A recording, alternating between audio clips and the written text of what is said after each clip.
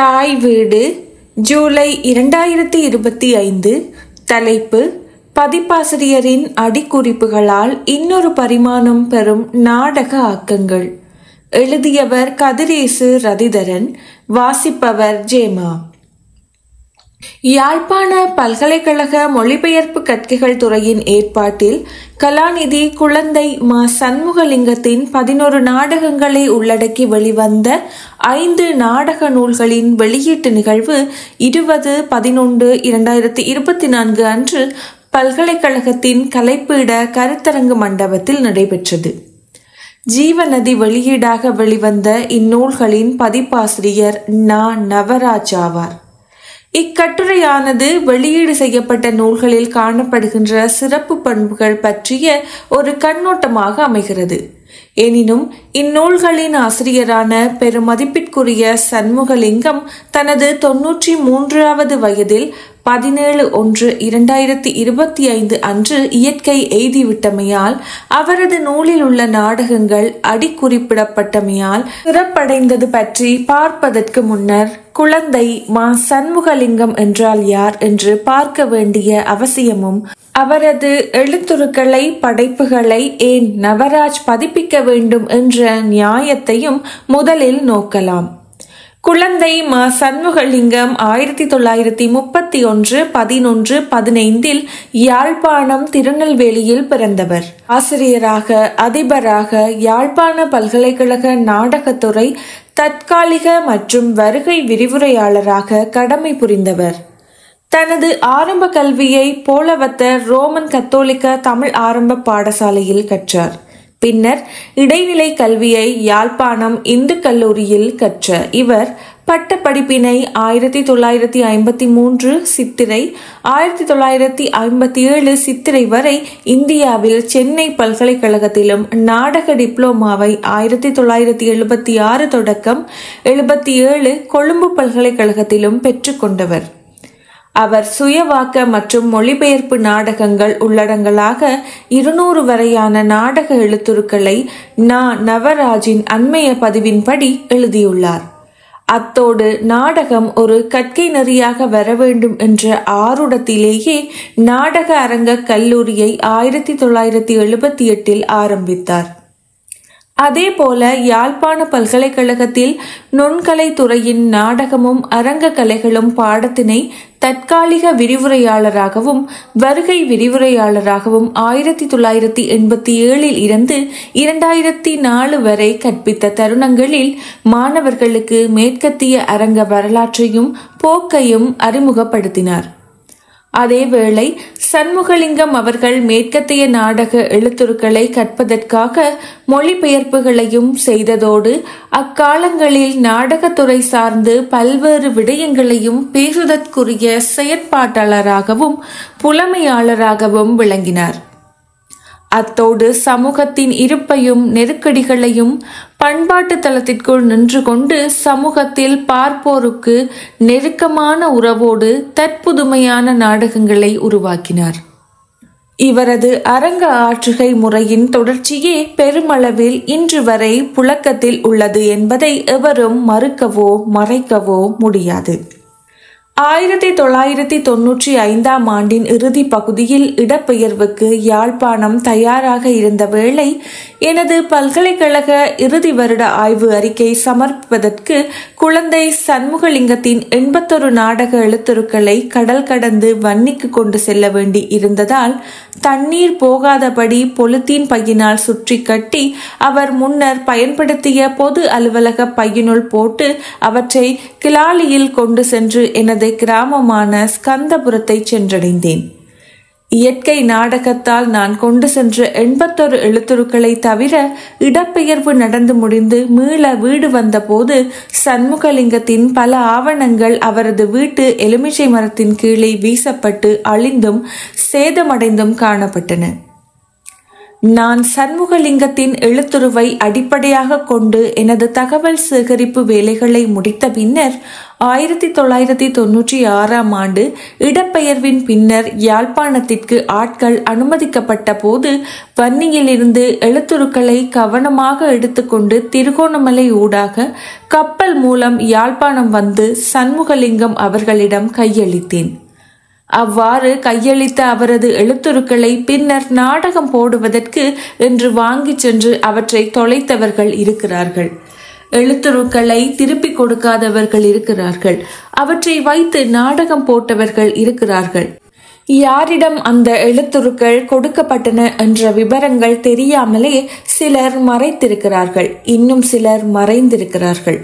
திருப்பி கொடுக்காதவர்களில் சிலர் இது தம்மிடம்தான் இருக்கின்றது என்பதை நாகரிகமாக பின்னர் தெரியப்படுத்தியவர்களும் இருக்கிறார்கள். இதை பேசாது விடலாம்.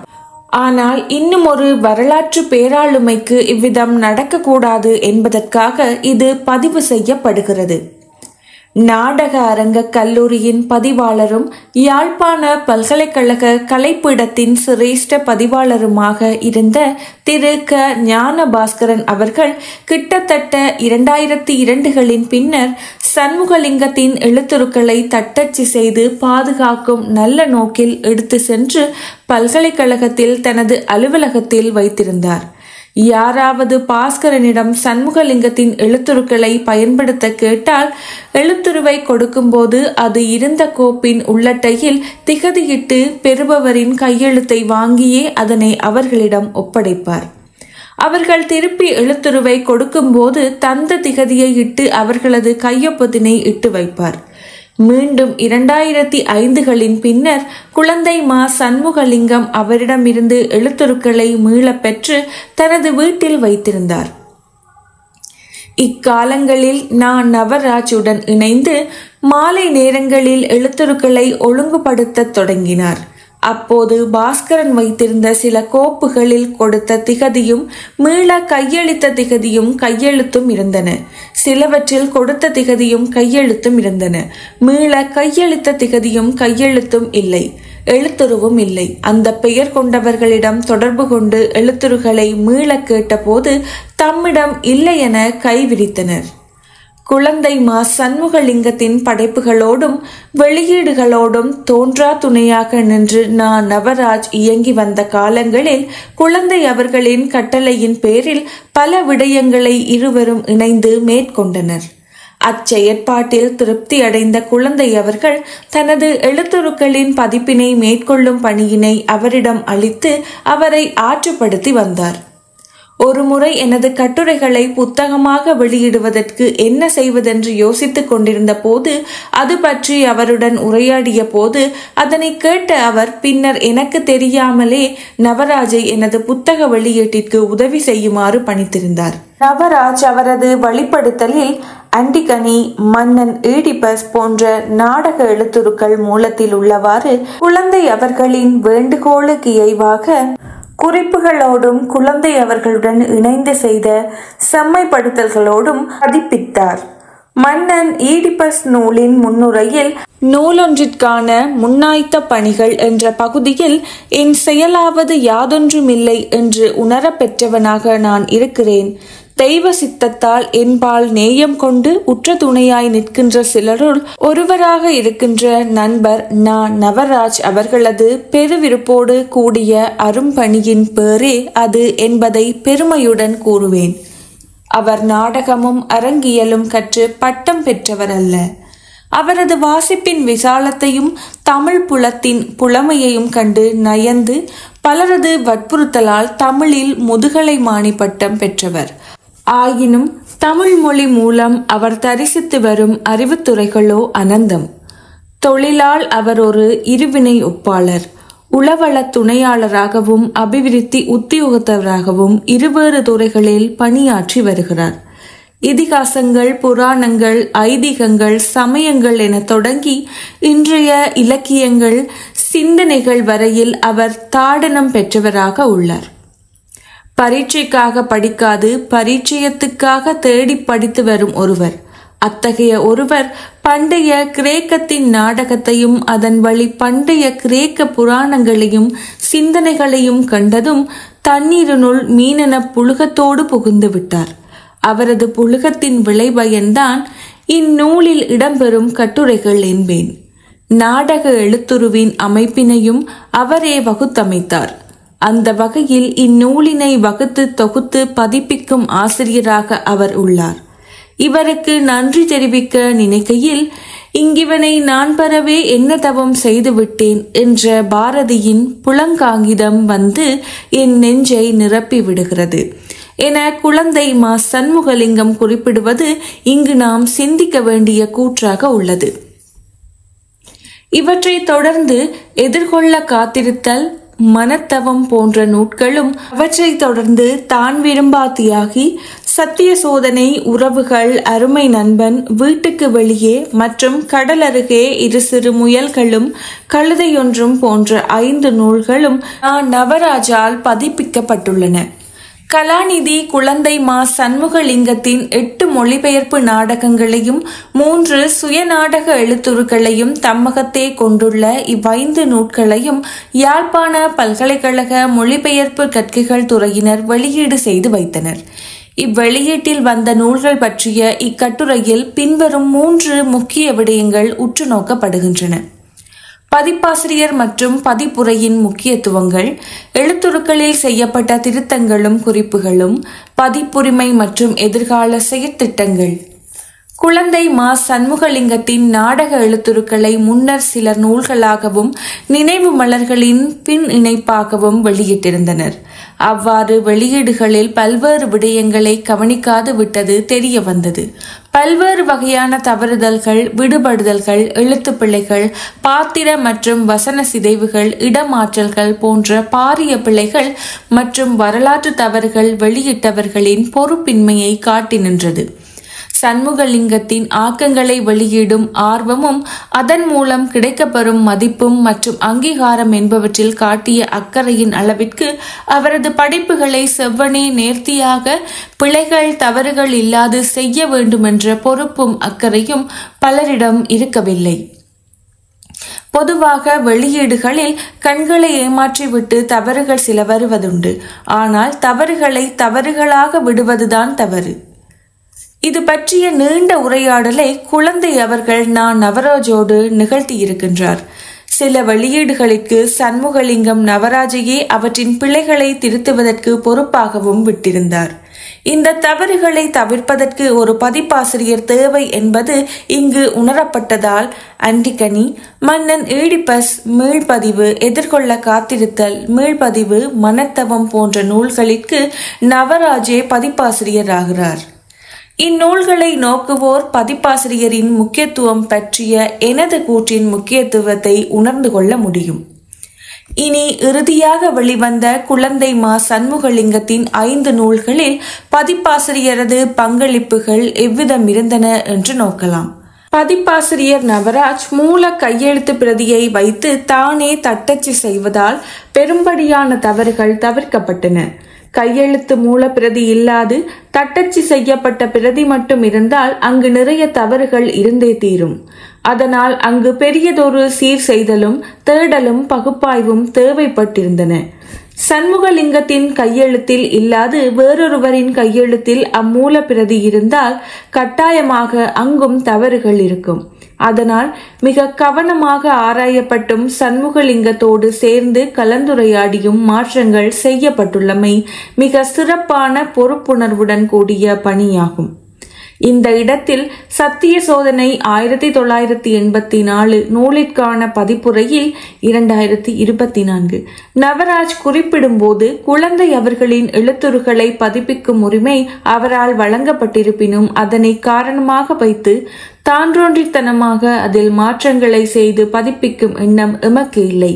அதாவது எழுத்துருக்கள் அவர் எழுதியவாறே செம்மையாக பதிப்பிக்கப்பட வேண்டும் என்பதில் நாம் மிகுந்த உறுதியோடு இருக்கிறோம் என்கிறார். வரலாற்றை பதிவு செய்வதில் தமிழ் சமூகம் மிகவும் பின்னோக்கியே நிற்கிறது. எனினும் 1980ற்கு பிற்பட்ட தமிழ் சமூகத்தின் அரசியல் சமூக சூழலை சண்முகலிங்கம் மிக யதார்த்த பூர்வமாக தனது படைப்புகளில் பதிவு செய்திருப்பதையும், அதே நேரம் அவருடைய புலக்காட்சியும் சமூக பொறுப்பும் தெளிவாக தெரிகிறது.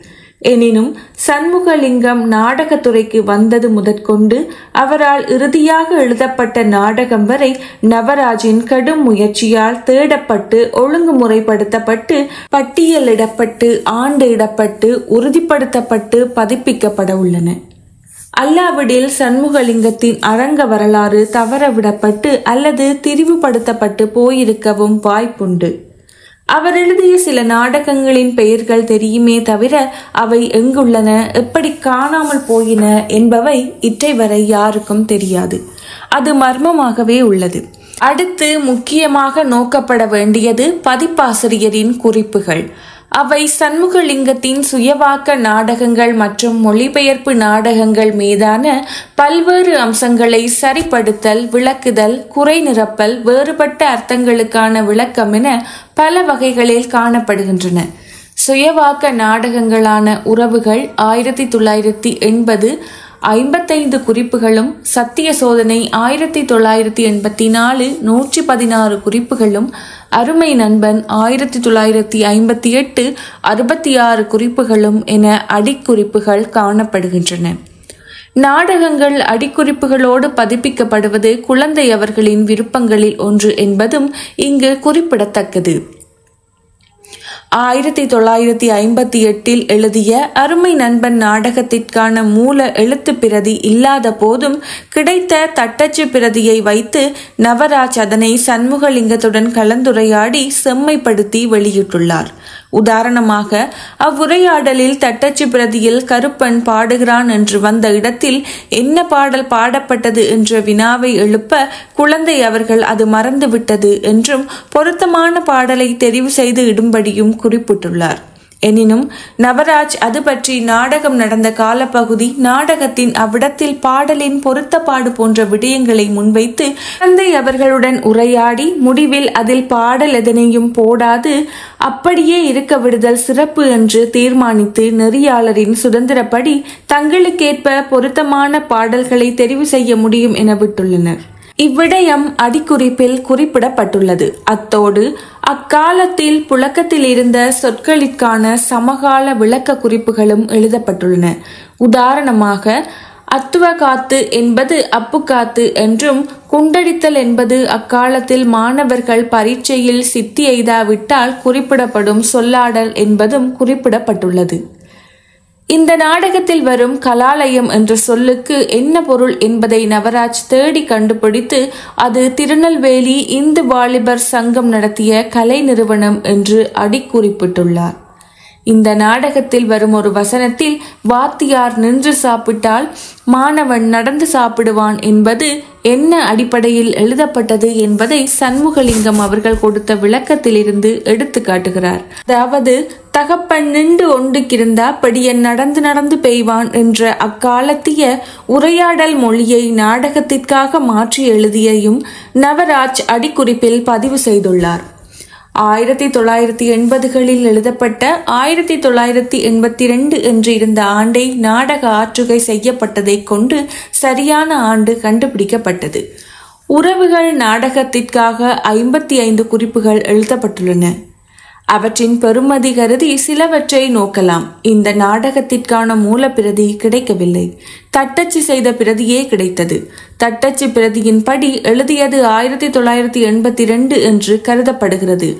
ஆனால் பல்வேறு தகவல்களின் அடிப்படையில் அது 1980 என உறுதிப்படுத்தப்பட்டுள்ளது குறிப்பிடப்படுகிறது.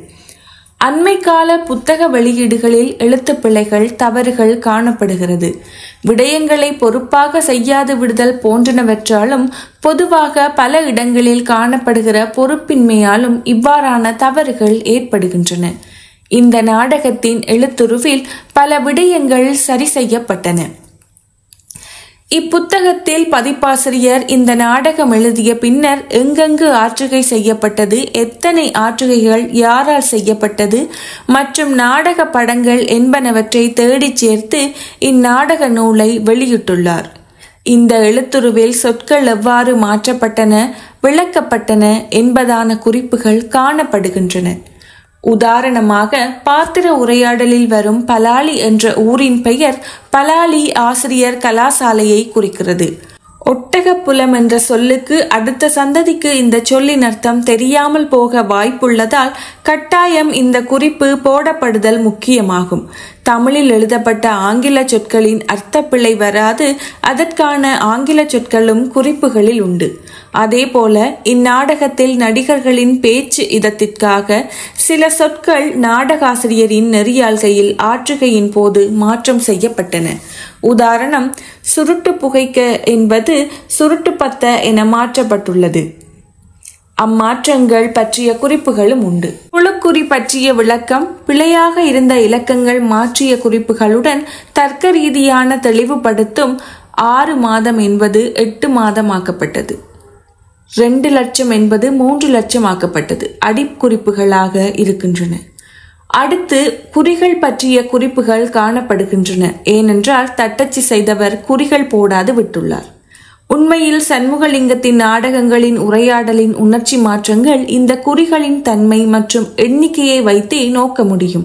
உதாரணமாக, பல விழிப்பு குறிகள் வருவது, விழிப்பு குறியும் கேள்விக்குறியும் சேர்ந்து வருவது போன்றவற்றை குறிப்பிடலாம்.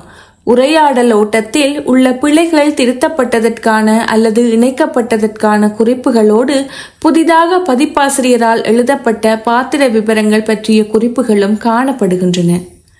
அடுத்த நாடகமான சத்திய சோதனை 1984 என்கின்ற சுயவாக்க நாடக நூலில் 116 குறிப்புகள் இடப்பட்டுள்ளன. ஒரு பக்கத்தில் உள்ள மேடை குறிப்பில் மட்டும் 34 திருத்தங்கள் செய்யப்பட்டுள்ளன. விரிவஞ்சி எல்லா குறிப்புகளையும் தராது. சில உதாரணங்கள் மட்டும் இங்கு தரப்படுகின்றன. ஆர்வமுள்ளவர்கள் நூலினை நோக்கி கண்டுகொள்க. இந்த நாடகத்திற்கான மூல எழுத்துரு கிடைக்கப்பெறவில்லை. 2 தட்டச்சு எழுத்துருக்கள் ஒப்பிட்டு நோக்கி சரிபார்க்கப்பட்டது. மிக அதிகளவான குறிப்புகள் காணப்படுவது நேர்த்தியையும் செம்மைப்படுத்தலையும் கொண்டு வரும் ஒரு குறிகாட்டியாக சொல்ல முடியும். பதிப்பாளர் நவராஜ் எல்லா எழுத்துருக்களையும் பல தடவை வாசித்து சரிபார்க்கும் பண்பானது எழுத்துருக்களை பகுப்பாய்வு நோக்கில் பார்க்கும் திறனை வளர்த்திருக்கிறது. உதாரணமாக, இந்த சத்திய சோதனை நாடக எழுத்துருவில் எத்தனையாம் ஆண்டு எழுதப்பட்டது என்பது இங்கும் குறிப்பிடப்படவில்லை. எனினும் நாடகத்தில் வரும் ஒரு உரையாடலான வெள்ளையன் போய் 36 வருடங்கள் எனும் பாத்திரத்தின் கூற்றை வைத்து 1984 ஆண்டு எழுதப்பட்ட எழுத்துரு என்பது ஆதாரத்துடன் நிரூபிக்கப்பட்டுள்ளதை குறிப்பிடலாம்.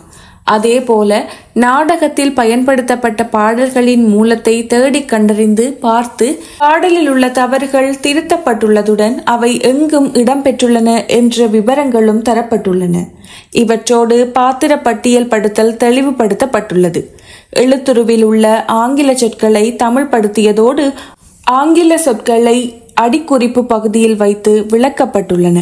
ஒரே நாடகத்திற்கான 2 தட்டச்சு எழுத்துருக்களின் சொற்களில் காணப்படும் வேறுபாடுகளை சரி செய்த விவரம், வசனங்களை இடமாற்றிய விவரம் மற்றும் எழுத்துருவில் விடுபட்டு போன சில சொற்களை தர்க்க ரீதியாகவும் சிந்தித்தும் ஊக ரீதியாக யோசித்தும் செய்யப்பட்ட பல்வேறு மாற்றங்கள் அடிக்குறிப்புகளில் விளக்கப்பட்டுள்ளன.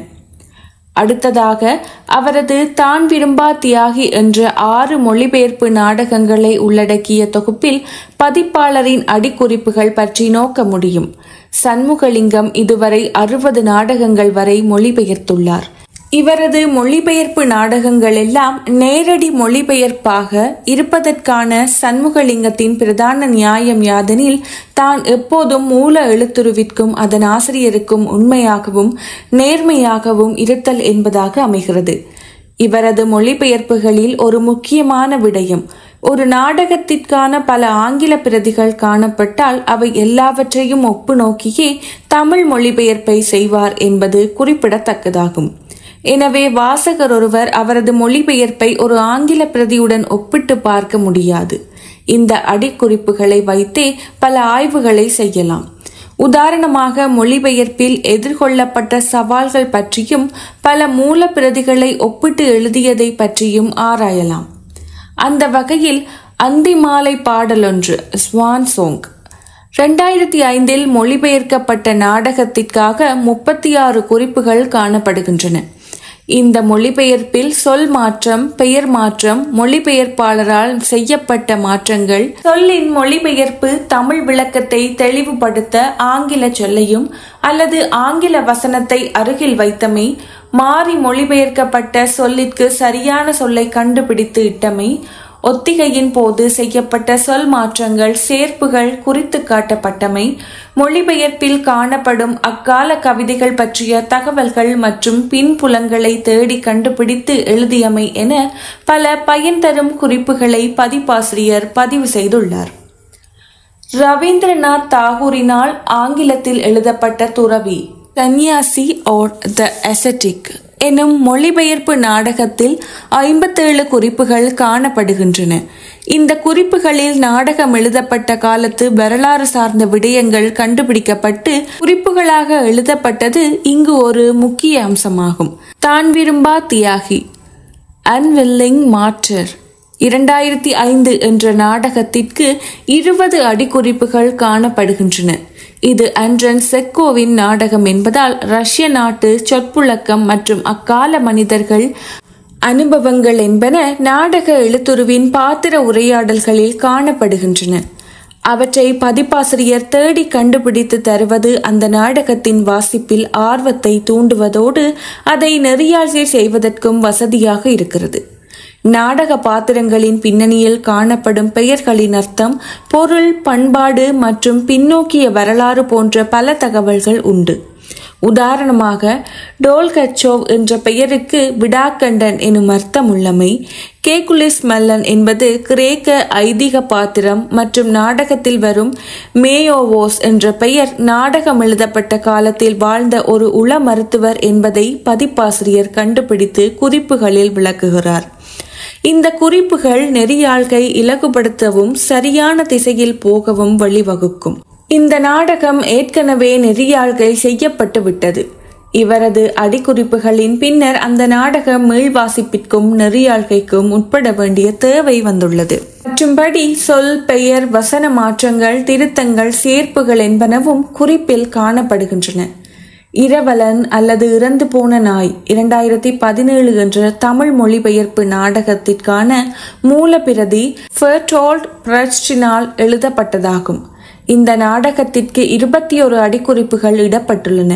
வழமையான அடிக்குறிப்புகளோடு நாடகம் மொழிபெயர்க்கப்பட்ட கால அளவு, பொருத்தமான சொல் மாற்றல், விடுபட்ட மூலச்சொல் கண்டுபிடித்தல், கடினமான சொல்லிற்கு இலகுவான சொல்லை குறிப்பிடுதல் போன்ற பல்வேறு அடிக்குறிப்புகள் இதில் காணப்படுகின்றன. சாமுவேல் பெக்கெட்டின் நாடகம் வார்த்தைகளற்ற நடிப்பு act without words a mime for one player சண்முகலிங்கத்தால் 2013 தமிழில் மொழிபெயர்க்கப்பட்டது. அதன் ஆங்கில மூலத்தை வைத்து செம்மைப்படுத்தும் பொறுப்பை குழந்தை அவர்கள் முற்றுமுழுதாக நவராஜிடம் விட்டிருந்தார். அவருடன் உரையாடி தான் செய்த திருத்தங்களை நவராஜ் விளக்குகிறார். இந்த மொழிபெயர்ப்பிற்கு பின்னர் 113 அடிக்குறிப்புகளாக இடப்பட்டுள்ளமை குறிப்பிடத்தக்கதாகும். அதில் மொழிபெயர்ப்பு காலம் ஆராய்ந்து கண்டறியப்பட்டமை, தமிழ் சொல்லிற்கு ஆங்கில சொல்லாடல், ஆங்கில சொல்லிற்கு தமிழ் சொல்லாடல் போன்ற பல விளக்கங்கள் அடிக்குறிப்பில் காணப்படுகின்றன. அதே போலத்தான் கோபால் முகர்ஜியின் த ஜட்ஜ்மெண்ட் ஆஃப் இந்திரா நாடகமானது இந்திரன் தீர்ப்பு என்ற பெயரில் தமிழில் 2005 மொழிபெயர்க்கப்பட்டது. இந்த நாடகத்திற்கு 32 அடிக்குறிப்புகள் காணப்படுகின்றன. இந்த மொழிபெயர்ப்பு நாடகங்களின் பதிப்பில் 2 சிறுவர் நாடகங்களை உள்ளடக்கிய வீட்டிற்கு வெளியே மற்றும் கடலருகே 2 சிறு முயல்களும் கழுதையொன்றும் தொகுதியும் உள்ளடக்கம். இதில் வீட்டுக்கு வெளியே என்ற மொழிபெயர்ப்பானது 2 வயதுடைய பிள்ளைகளுக்கு உரியது. இங்கு மிகச் சிறப்பான விடயம், 2 வயது பிள்ளைகளுக்கான அரங்க மாதிரியாக இந்த படைப்பை மொழிபெயர்த்தமை எனலாம். இந்த நாடகத்தில் 35 குறிப்புகள் உண்டு. இந்த குறிப்புகளில் முக்கிய பாத்திரங்களாக பற்றிய மேலதிக தகவல்கள், விளக்கங்கள் தேடி எடுத்து சேர்க்கப்பட்டுள்ளன. இவரது மொழிபெயர்ப்புகளிலேயே இந்த சிறுவர் நாடகம் நேரடி மொழிபெயர்ப்பில் இருந்து சற்று மாறி செந்தமிழ் சொற்களுக்கு பேச்சு தமிழ் சேர்க்கப்பட்டமை இங்கு சுட்டிக்காட்டத்தக்கதாகும். ஒரு தமிழ் சொல்லிற்கு பல ஆங்கில சொல் அர்த்தம் வெறுமெனில் அதற்கான ஒரு சொல்லை குறிப்பிடல், தமிழ் சொல்லிற்கு அருகில் விளக்கம் கருதி ஆங்கில சொல்லையும் குறிப்பிடல், வசன ஒழுங்குபடுத்தல்கள் ஆங்கில சொல்லிற்கான தமிழ் சொல்லிற்கு இன்னொரு தமிழ் சொல்லையும் குறிப்பிட்டு அதற்கான ஆங்கில சொல்லையும் இணைத்தல், முரசொலி, கீச்சொலி, சிரா. அடுத்த சிறுவர் நாடகம் விலங்கரங்கு, அனிமல் தியேட்டர் எனப்படுகிறது. கடலருகே இது சிறு முயல்களும் கழுதை ஒன்றும் எனும் நாடகம் 2008 மொழிபெயர்க்கப்பட்ட சிறுவர் நாடகம். 16 அடிக்குறிப்புகளை கொண்டுள்ளது. ஒரு ஆங்கில சொல்லிற்கு 2 ஒத்த தமிழ் சொற்கள் காணப்பட்டால் அதை அடிக்குறிப்பில் அதற்கான தெளிவான விளக்கத்தை இடுதல். சோர்ஸ், கூட்டுப்பாடகர், குலாம். ஆங்கில மொழியில் உள்ள உரையாடல் செழுமையை அதே அளவு தமிழ் மொழியில் கொண்டு வரும்போது ஏற்பட்ட மாற்றங்கள் பற்றி அடிக்குறிப்புகளில் குறிப்பிடப்பட்டுள்ளது. உதாரணமாக, they both were as happy could be என்ற ஆங்கில வசனத்திற்கு ஆனந்தம் எவ்வளவு ஆனந்தமாக இருக்குமோ அந்தளவு ஆனந்தத்தை அடைந்தார்கள் என்கிற தமிழ் மொழிபெயர்ப்பானது தமிழிற்கான மொழி செழுமை எவ்வாறு கொண்டு வரப்பட்டது என்பதை அடிக்குறிப்பில் பதிப்பாசிரியர் குறிப்பிட்டுள்ளார். பொதுவாக நாடக மொழிபெயர்ப்பில் பல சவால்கள் வருவதுண்டு. அதில் ஒன்று ஆங்கிலத்தில் உள்ள தாளலயத்தையும் ஜதியையும் எவ்வாறு தமிழிற்கு கொண்டு வருவது என்பதாகும். அதை சண்முகலிங்கம் அவ்வளவு அழகாக கொண்டு வந்துள்ளார் என்பதை இந்த அடிக்குறிப்பின் குறிப்பு 13 மூலம் நாம் அறிய முடிகிறது. பொதுவாக சண்முகலிங்கம் நேரடி மொழிபெயர்ப்பை செய்திருந்தாலும் இவ்வாறான ஆங்கில ஜதியை தமிழ் ஜதியாக மாற்றும் போது பண்பாட்டில் உள்ளவற்றை பயன்படுத்தி அங்கு ஒரு மொழிபெயர்ப்பு தழுவலையும் செய்துள்ளார் என்பதை இங்கு சுட்டிக்காட்ட வேண்டும். இந்நூலின் பதிப்பாசிரியர் நாடக மொழிபெயர்ப்பில் குழப்பத்தை ஏற்படுத்தும் சொற்களை தவிர்ப்பதற்கான காரணங்களை பற்றியும் குறிப்புகளில் பதிவிட்டுள்ளார். அடிக்குறிப்புகள் பற்றிய எனது இந்த குறைந்த உதாரணங்களை வைத்து பார்க்கும்போது அவற்றின் முக்கியத்துவம் எந்தளவு அவசியமானது என்பதை இங்கு விளங்கிக் கொள்ள முடியும். பதிப்பாசிரியரின் அடிக்குறிப்புகள் சண்முகலிங்கத்தின் படைப்புகளை மேம்படுத்தவும் தெளிவுபடுத்தவும் உறுதிப்படுத்தவும் பல்வேறு வகைகளில் உதவியுள்ளமையை இங்கு நாம் அவதானிக்கலாம். சண்முகலிங்கத்தின் இயல்பில் அவராக முன்வந்து தனது ஒரு படைப்பையும் புத்தகங்களாக பதிப்பிக்கவில்லை. அதேபோல அவரால் உருவாக்கப்பட்ட நாடக அரங்க கல்லூரியிலும் பெரும்பாலும் மற்ற நாடக கலைஞர்களின் நாடகங்களையே மேடையேற்ற முன்னுரிமை கொடுத்தார் என்பது இங்கு குறிப்பிடத்தக்கதாகும். புத்தகங்களாக வந்தவற்றில் 1-2 தவிர ஏனையவை சொற்பிழைகளோடும் பொருட்பிழைகளோடும் வெளியிடப்பட்டமை இங்கு குறிப்பிடத்தக்கதாகும். பதிப்பாசிரியர் நவராஜின் வருகைக்கு பின்னரே சண்முகலிங்கத்தின் எழுத்துருக்கள் பொறுப்புணர்வுடன் முழுமையாக பரிசீலிக்கப்பட்டு தெளிவாக பதிப்பிக்கப்பட்டிருக்கிறது. நவராஜால் இன்னமும் பல பிரதிகள் பதிப்பிக்கப்படவும் உள்ளன. குழந்தை மா சண்முகலிங்கம் மரணிப்பதற்கு முன்னரே அவரது பிள்ளைகள் தந்தையாரின் கட்டுரைகள், நாடக எழுத்துருக்கள், அவரது சொந்த படைப்புகள் போன்றவற்றிற்கான உரிமத்தை சட்டத்தரணி, திருவாளர், நாடக கலைஞர் சோ தேவராஜா அவர்கள் முன்னிலையில் சட்ட ரீதியாக நவராஜிடமே ஒப்படைத்திருந்தமை இங்கு குறிப்பிட்டு காட்டப்படுகிறது. பலருக்கு இது ஒவ்வாமையாக இருந்தாலும் சண்முகலிங்கத்தின் படைப்புகளை பதிப்புரிமையோடு பதிப்பு செய்யும் அதிகாரத்தையும் அதேவேளை திறமையையும் நவராஜ் கொண்டிருக்கிறார். ஏனென்றால் சண்முகலிங்கத்தின் பிறப்பு முதற்கொண்டு கலை வாழ்க்கை மற்றும் லௌகீக வாழ்க்கை ஈறாக அவரது இறுதி மரணம் வரைக்குமான எல்லாவற்றையும் ஆழமாகவும் அகலமாகவும் அறிந்திருப்பவர் அவரே எனலாம். குழந்தை சண்முகலிங்கத்தின் நாடகங்களை பொதுவுடைமையாக்குவது என்பது ஒரு பிரச்சினையே அல்ல. ஆனால் அதற்கு முதல் அவரது படைப்புகள் ஒழுங்குபடுத்தப்பட்டு செம்மையாக பதிப்பிக்கப்பட்ட பின்னர் அவ்வாறு செய்வதில் எந்த பிழையும் இல்லை. அதுவே சரியானது. சிதறி கிடப்பவற்றை அவரவர் தத்தமது உடைமையாக்கலாமே தவிர தேசிய உடைமையாக்க முடியாது.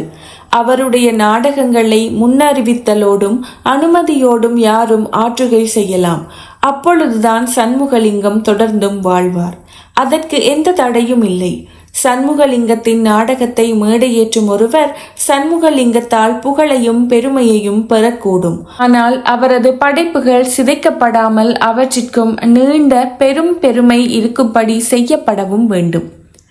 ஜேம்ஸ் ஜோயிஸின் நூல்கள் அவரது சொந்த திருத்தங்களோடும் கிறுக்கல்களோடும் 70 பாகங்களாக ஆய்வாளர்களுக்காக அச்சடிக்கப்பட்டு வெளிவந்தன என அறிஞர் சபாரத்தினம் நவராஜிடம் கூறிய நிலையில், அதுபோல சண்முகலிங்கத்தின் கையெழுத்து பிரதிகளை அவரது திருத்தங்கள் கிறுக்கல்களோடும் ஸ்கேன் செய்யப்பட்டு புத்தகங்களாகவும் மென்பிரதிகளாகவும் சாஃப்ட் காப்பி நூல் நிலையத்திற்கு கொடுத்தல் என்பது நவராஜின் எதிர்கால திட்டங்களில் ஒன்று.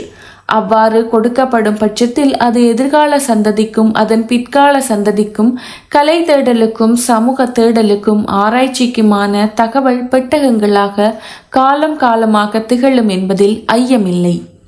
நன்றி.